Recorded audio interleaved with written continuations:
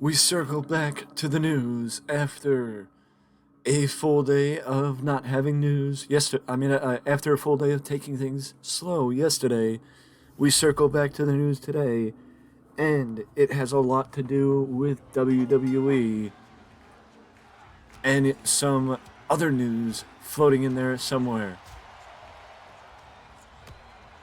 But also, I just want to point out that we also have the preview for AEW Rampage tonight, as Rampage is once again in a special start time, that being Saturday, that being on Saturday because of the postseason from either the NHL or the NBA, as their home is, or they share a home with AEW.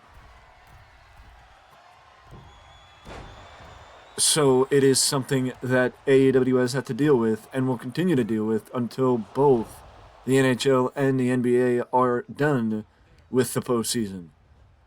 But we got that coming later today. For now, we jump into the biggest announcement of the night, and that came off of SmackDown last night, with Roman Reigns returning for the first time since WrestleMania, and the announcement came down that the Bloodline will challenge Kevin Owens and Sami Zayn at Night of Champions. But it isn't the Usos challenging Sami Zayn and Kevin Owens. It is Solo Sikoa and Roman Reigns challenging Kevin Owens and Sami Zayn for the World Tag Team titles. I honestly don't think that anybody expected this. Or I don't know if anybody expected this, to be honest with you, because I don't think anybody expected Roman Reigns to be challenging for the tag team titles.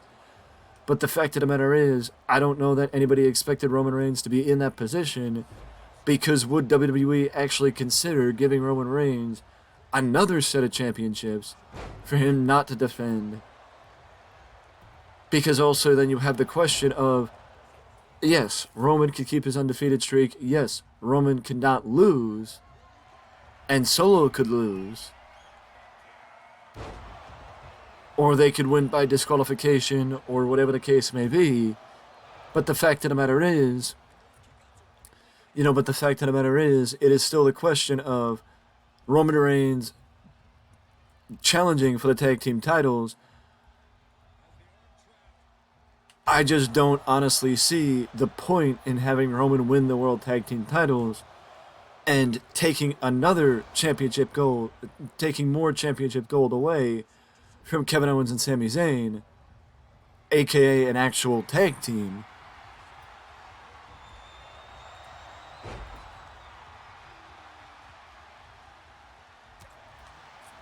I understand WWE's logic of having Kevin Owens and Sami Zayn, the big match, and actually having Sami Zayn competing alongside Kevin Owens in Saudi Arabia, because for every Saudi Arabia show thus far, Sami Zayn has never competed because of his Syrian descent, but because of the fact that now Syria and Saudi Arabia are diplomatically working together, from what I understand, it seems like Sami Zayn is going to be working the Saudi Arabia show, and I think that there are ways for WWE to work past the idea of having the tribal chief in the main event of Saudi Arabia in the tag team match with Kevin Owens and Sami, where Sami and Kevin could still retain the belts, get one over on the tribal chief, and then they could continue the Bloodline versus the Bloodline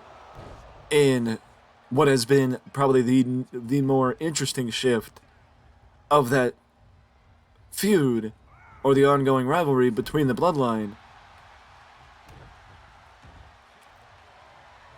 And, that has to do with the idea that, the only way the Bloodline can be taken down is from within. The only way the Bloodline can be taken down is from within. And that's what I don't want to say that's what we're grasping now, but it sure seems that way.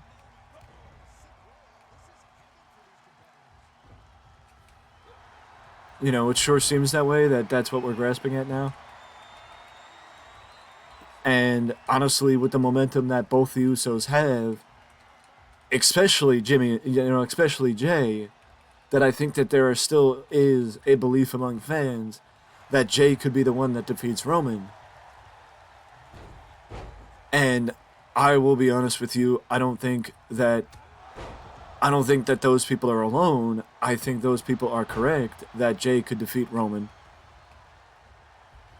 Because Jay and Roman showed the chemistry they had back in 2020, and they never got the opportunity to have those types of matches in front of an audience because the matches that they had were before the audiences came back during the pandemic era.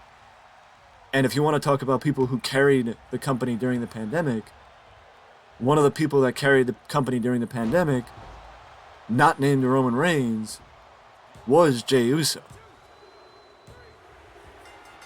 It was Jey Uso, and I think that leaving that potential untapped as far as the Usos against Roman would be something that would be very unfortunate for WWE as far as, it's untapped potential. It's untapped potential for WWE. But if you want to look at something else, we got the Grayson Waller effect. Grayson Waller debuted last night on SmackDown, and it was announced that the guest on the Grayson Waller effect next week, the first edition of the Grayson Waller effect on the main roster, will be Grayson Waller's former rival, AJ Styles.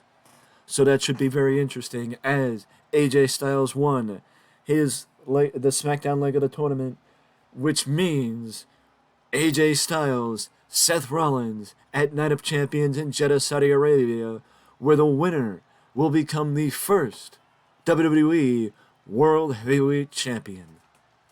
The question is that if AJ wins, does that mean the OC moves with him to Raw, or would AJ just move to Raw and the OC would stay on SmackDown? And, I think either way, Seth Rollins gets the victory and Seth Rollins moves back into that position to be one of the top stars in WWE, becoming world champion for the first time in 3 years. With that being said, though, that is it for this news video, and I will see you in the next one.